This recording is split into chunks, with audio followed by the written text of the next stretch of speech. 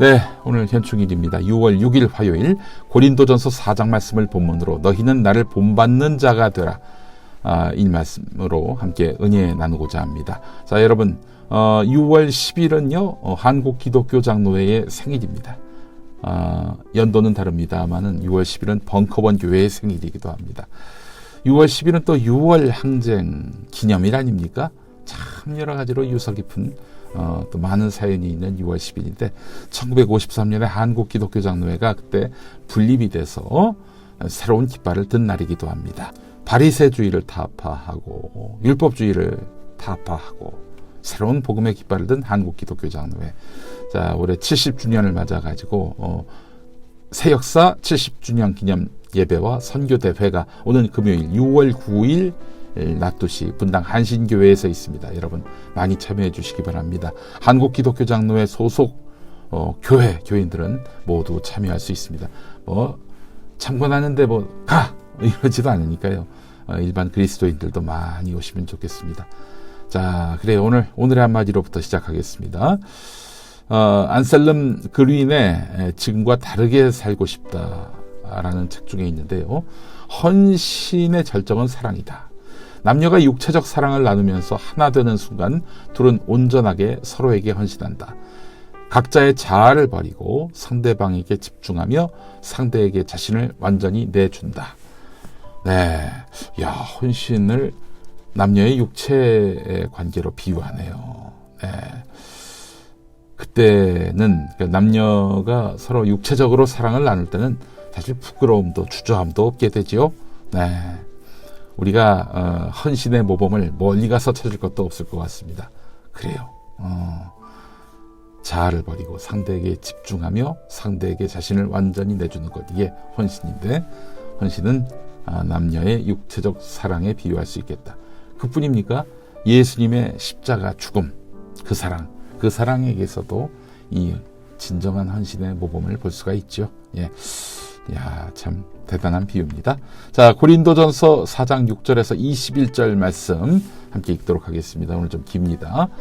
형제자매 여러분, 나는 여러분을 위하여 이 모든 일을 나와 아볼로에게 적용하여 설명하였습니다. 그것은 기록된 말씀의 범위를 벗어나지 말라는 격언의 뜻을 여러분이 우리에게서 배워서 어느 한 편을 편들어 다른 편을 얕보면서 뽐내지 않도록 하는 것입니다.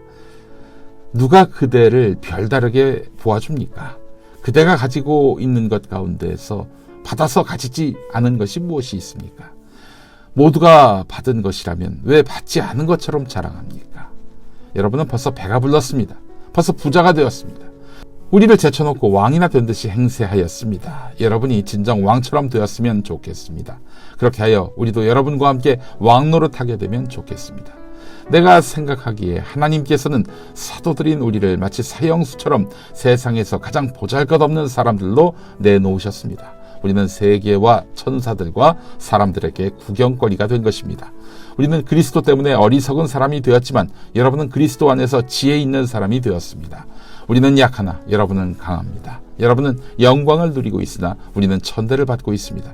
우리는 바로 이 시각까지도 줄이고 목마르고 헐벗고 얻어맞고 정처없이 떠돌아다닙니다. 우리는 우리 손으로 일을 하면서 고된 노동을 합니다. 우리는 욕을 먹으면 도리어 축복하여 주고 박해를 받으면 참고 비방을 받으면 좋은 말로 응답합니다.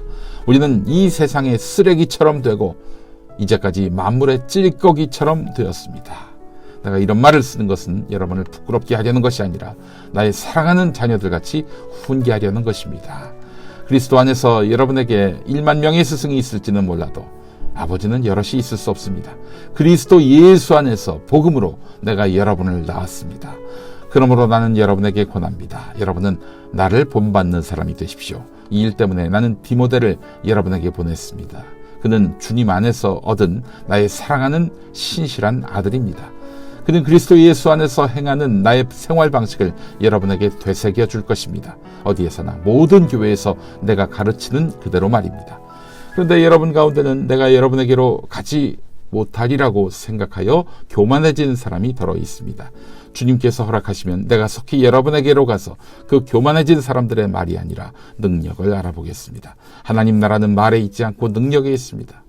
여러분은 무엇을 원합니까? 내가 채찍을 들고 여러분에게로 가는 것이 좋겠습니까? 그렇지 않으면 사랑과 온유한 마음을 가지고 가는 것이 좋겠습니까? 네, 고린도전서는 바울이 쓴 것이 확실합니다. 바울의 필지에 그래요, 자신감이 넘쳐나 있습니다.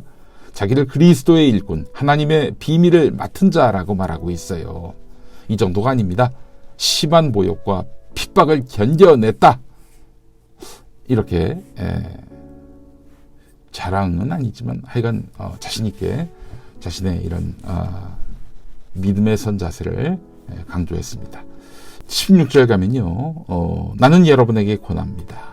여러분은 나를 본받는 사람이 되십시오. 와, 이 자신감을 넘어서 깔때기까지 되고 있습니다.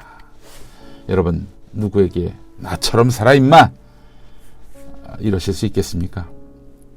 정말 훌륭한 삶을 살지 않고서는 그런 말 함부로 못할 것입니다. 근데 바울 선생이 이렇게까지 말씀하시면 글쎄요, 좀 없어 보이긴 하네요. 예?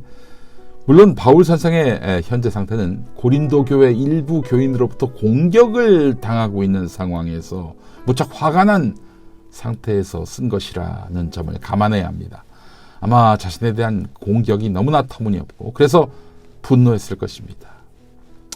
바울은 예수를 본 적도 없는데 사도라고 자처하고 다닌다, 사칭하고 다닌다, 이런 얘기들이 고린도 교회 내부에서 돌았나 봐요. 아니, 바울이 세운 고린도 교회인데 설립자를 그렇게 뒤에서 비방하고 다니는 교회 내에 그 회방꾼들이 있는 거예요. 예? 이들에게 지금 분노를 표하고 있는 것입니다. 오늘 본문을 읽어보시면 내가 채찍을 들고 여러분에게로 가는 것이 좋겠습니까? 야, 여러분, 완전히 배가 불렀군요. 벌써 부자가 되었습니다. 이런 표현 읽어보셨잖아요.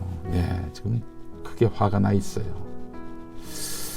사실 바울의 사도성 문제는 나중에 한번 좀 짚어볼 필요가 있겠습니다만은 갈라디아서 1장과 2장을 보면은 바울은 왜 자기가 사도인지, 예수님이 승천하시기 전에는 한 번도 뵌 적이 없었지만은 그 이후에 다마스쿠스 가는 길에 예수님을 만나지 않았습니까? 그렇기 때문에 자신은 사도다라고 강조하고 있는 것인데 하여간 그 이야기는 나중에 하도록 하겠습니다. 사실 일부 교인이 그렇게 뒤에서 어디 뒷담화하고 다니는 건데 대범하게 넘어가도 될 일인데 왜 바울은 발끈했을까? 자기 입으로 내가 누군지 알아? 이렇게 말했을까? 사실 좀 폼이 안 나긴 하지요. 그러나 그래도 됩니다. 왜냐? 바울 선생은 그만한 자격이 있는 사람이에요. 예수 그리스도를 본받고 사는데 자기 전생을 바쳐서 그분의 뜻을 따라 사는데, 아니, 바울 선생을 이런 식으로 모략하면 화가 나지요.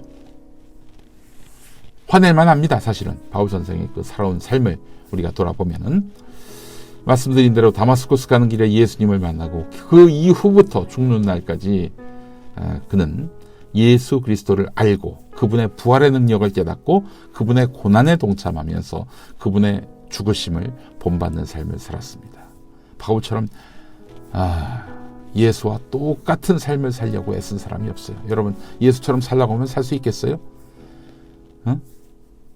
어려운 이웃들과 함께 어울리고 그리고 나중에 억울하게 고난을 당하는 삶을 살라고 하면 살 수 있겠어요? 한국교회 현실을 돌아보게 됩니다. 지금 우리 곁에 본받을 만한 지도자가 있습니까? 물론 찾아보면은 많이 있을 거예요. 제가 기장에서 목사가 되고요, 여러 기장 목사님들 뵀는데, 야, 이런 목사님들이 왜 알려지지 않아가지고, 완전히 전모씨 이런 사람들만 알려져가지고 한국교회가 이 모양이 꼴이 됐나 하는 생각이 들어요. 참 좋은 목사님들 기장 안에 많이 계세요. 알려지지 않아서 그렇지, 큰 규모의 교회가 아니라서 그렇지, 많은 분들이 계실 겁니다. 기장 말고도 다른 교단에도 그런 목사님들이 계시겠죠. 단언컨대 가시밭길을 걸으면서 복음을 세상 속에서 실현했던 사람, 예수님처럼 바울처럼 그렇게 사는 사람들이 많이 있을 것입니다. 비단 목사만이 아니라 평신도 중에도. 네, 여러분,